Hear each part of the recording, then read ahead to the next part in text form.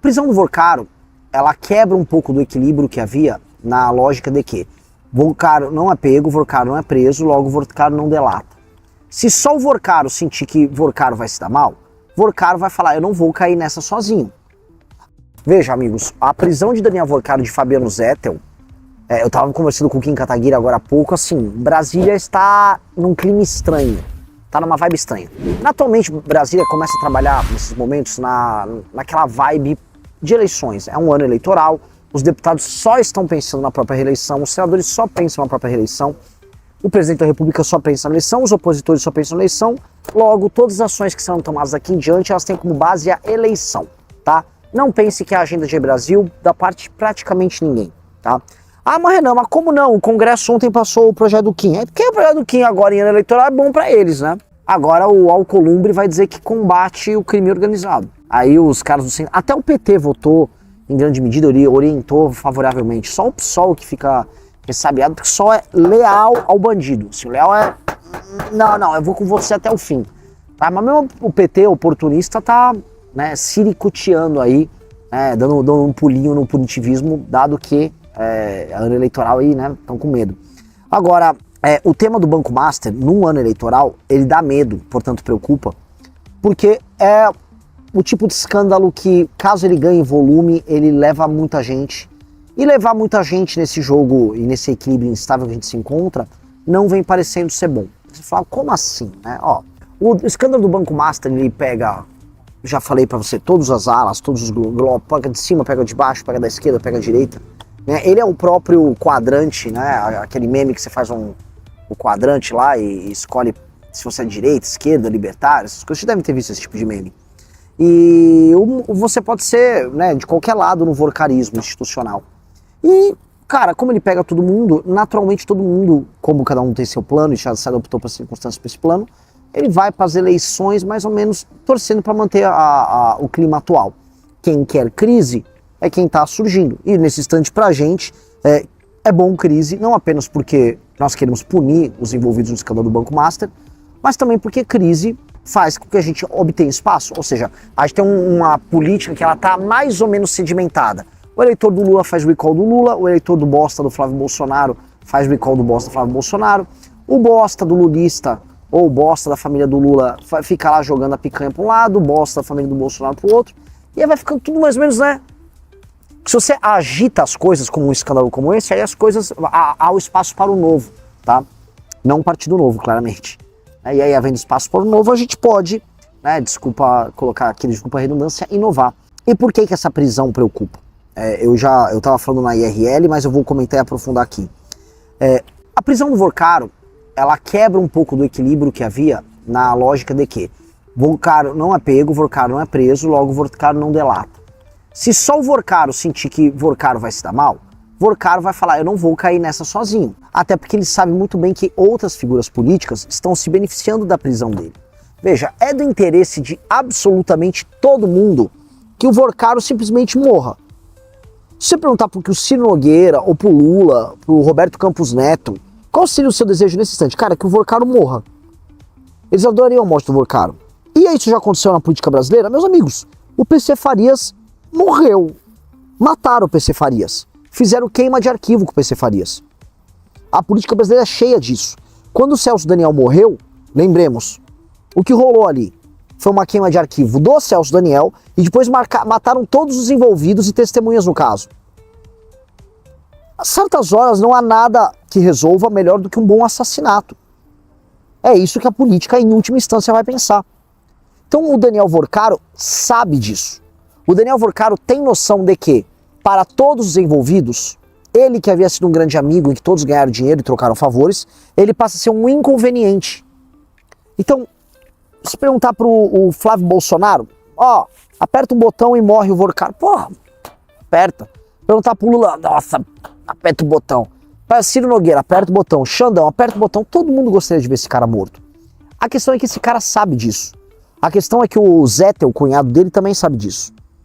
E aí o que nós temos? O que vazou hoje, vocês devem ter visto, tá? O que vazou hoje na operação da Polícia Federal, em que havia um grupo de WhatsApp que tinha o Vorcaro e o Zettel, e que ambos combinavam ações contra inimigos políticos, mostra até onde eles estavam dispostos a chegar. Eles estavam dispostos já a ir para agressão, para coação, talvez para assassinato. E quem está indo nessa linha sabe que a linha contrária existe. A violência, ela ou se dá por conta de uma desproporcionalidade de força a seu favor, do tipo, eu sou tão mais forte que os demais que eu vou ser inconsequente para com os demais, ou, que esse é o ponto, ou diante de uma ameaça forte o suficiente para acabar com você. Eu acho que o Vorcaro está trabalhando na opção 2, que é, olha, a casa vai cair para mim, eu posso ser preso, eu posso ser o bode expiatório, então eu vou começar a agir. Eu acho que aquilo soa como uma medida desesperada de um cara que sabe que a própria casa caiu, tá? E aí ele ter ido para cima, ele iria para cima do Laro Jardim, mas tem mais uma série de pessoas que ele iria para cima, já dá o tom disso tudo. Eu não tenho um arquivo, eu até pedi pro Riso falar com a galera para checar, mas de quando são as mensagens, né? É legal a gente saber quando que o Vorcaro estava trocando mensagens. Por que que eu digo isso, tá? Eu já tô conversando com jornalistas, eu fui alvo de ligações telefônicas. Eu não vou dar uma de Bolsonaro e que bolsonarista picareta lá do Rio Grande do Sul. Não vou meter essa, tipo, não, eu fui alvo de ligações, sei quem me ligou, e fui delicado com a pessoa, mas a pessoa estava ligando em nome do Fabiano Zettel para mim. Eu recebi uma ligação em nome do Fabiano Zettel, ponto. Tá? Essa pessoa, ela tem ligações com outra pessoa que trabalha com o Flávio Bolsonaro, ponto. Eu só estou tratando de fatos. Tá? E eu quero saber a extensão dessa história. Qual era o plano do Fabiano Zettel ao meu respeito? O que ele queria? Às vezes não é nada, às vezes nem tá nas conversas, tudo bem. Agora, que eu fui contatado ali perto do Natal, eu fui. Fui. Isso é um fato dado, o Riso sabe disso. E, na volta a colocar, eu sou um cara elegante, mas eu não sou otário. Tá? Então eu quero ver o teor das conversas, quero ver se tem mais coisa. Tá? Mas este comportamento do Vorcaro não me parece o comportamento de alguém que tá disposto a cair e deixar todo mundo ao redor na boa, tá?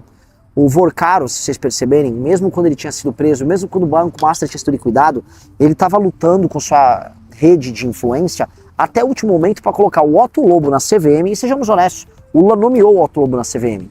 Ele estava atuando para usar o TCU para derrubar a liquidação do Banco Master. Isso ainda em janeiro de 2026. Isso é coisa de um cara que não está entregando os pontos. Pro Vorcaro a briga continua. E se essa luta continua e é uma luta de sobrevivência, a delação entra em campo também. E a sensação de abandono também entra em campo. Entendam, amigos, o Vorcaro comprou a República toda. E isso inclui ministros, né? A gente sabe disso.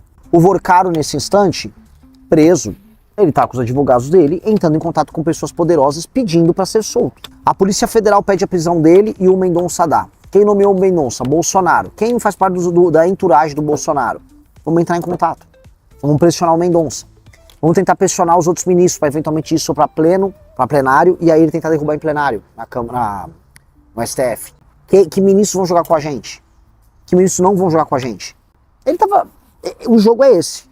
E se não ajudarem ele, e se ele se sentir desprestigiado, eu dou aí grandes chances do senhor Daniel Vorcaro entregar amigos, aliados, parceiros de negócio, parceiros de suruba. Acho que isso é ponto pacífico. Acho que não dá pra gente fingir. Outra coisa, Fabiano Zettel, quem é? Fabiano Zettel vem a ser um cara baladeiro, dado aí a um lado pouco santo da vida, que virou pastor da Bola de Neve, que é uma igreja de gente hedonista, que tem gente envolvida em escândalo de corrupção, teve gente envolvida lá, andando por lá. Depois ele sai, vai pra Lagoinha, tá envolvido com o Vorcaro, era pastor e ao mesmo tempo organizador de festas pouco cristãs, vamos botar aí. Ele acho que ele fez a Eucaristia e falou, essa parte de comer a carne, né? Acho que você entendeu errado essa parte.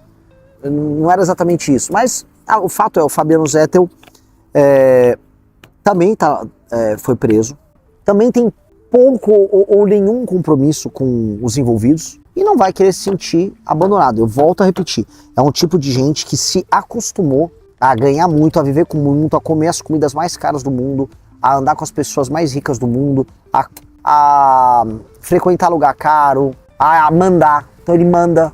Esse cara não vai aguentar uma cadeia. Esses caras, eu volto a colocar, não são o Zé Dirceu. Quando o Zé Dirceu foi preso, Zé Dirceu puxou cana e segurou a onda dele. A maior parte dos empresários que foram presos delataram. Pode pegar, a maior parte da galera vai delatando, tum, tum, tum, vai fazendo a cor de delação. Um cara que é um fanático político como Zé Dirceu não fez delação. Veja no próprio caso da prisão do Bolsonaro, quantas outras pessoas não saíram delatando? A começar pelo ajudante de ordens dele lá. Eu conheço poucas pessoas que delatariam. O cara como o Vorcaro e o Zé delatariam. É o perfil deles, tá na cara deles. O lance deles é isso aqui. E isso os beneficiaria, e isso implodiria a eleição. Tá? O José Litorando falou, tá na cara que eles serão soltos. Assim, eles foram soltos porque, em tese, como eles estão combinando um ato violento, e a conversa apurada pegava isso, eles estavam combinando um ato de violência, eles podem, enfim, manter a prática reiterada do crime ou continuar cometendo outros crimes e tal. Então isso dá uma prisão preventiva. Agora, o lance era manter ele preso. É que, né, todo o discurso que foi construído no próprio STF, dizendo que essas prisões preventivas que se estendiam era uma forma de tortura para extrair uma delação premiada. E eles vão falar que todas as delações premiadas que saíram ali da Lava Jato eram delações premiadas oriundas de uma prisão preventiva que eles chamavam de tortura. No fundo, se vocês pegarem direitinho qual era o modelo da crítica à Lava Jato, era esse.